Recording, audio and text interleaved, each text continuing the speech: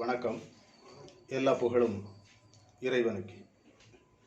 உலகத்தில் எந்த ஒரு படைப்புமே ஒன்றுக்கொன்று சளைத்தவர்கள் இல்லை. இதுக்கு ஒரு கதை இருக்கு. ஒரு முயலும் ஆமையும் ஓட்டப்பந்தயம் வச்சாங்களாம். முயல் வேகமாக ஓடி இருக்கு, ஆமை மெதுவாக நடந்து வந்திருக்கு. அப்போ முயல் கொஞ்ச நேரம் நின்று ரெஸ்ட் எடுத்துருக்கு. அந்த சமயம் பார்த்து ஆமை அதை முந்திருச்சு. போட்டியில் ஆமை வெற்றி பெற்றதாக அறிவித்தாங்க. ஆனால் இதை அந்த முயலால் ஏற்றுக்கொள்ள முடியலை.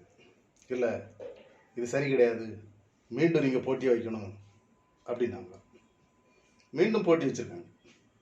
அந்த சமயம் முயல் ஜெயிச்சிருச்சு. அப்போ இதை அந்த ஆமையால் ஒத்துக்க முடியலை. சரி, என்ன பண்ணலாம் அப்படின்னு யோசிக்கிறப்ப அடுத்தால தண்ணியில் போட்டி வச்சாங்களாம். முயலுக்கும் ஆமைக்கும் தண்ணியில் வச்ச போட்டியில் அந்த ஆமை ஜெயிச்சிடுச்சு, முயலால் ஜெயிக்க முடியலை.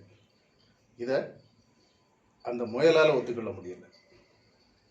இதிலிருந்து என்ன தெரியுதுன்னா, அவங்கவங்க பாதையில் பயணம் பண்ணால் கண்டிப்பாக அவங்களுக்கு வெற்றிங்கிறது நிச்சயம்.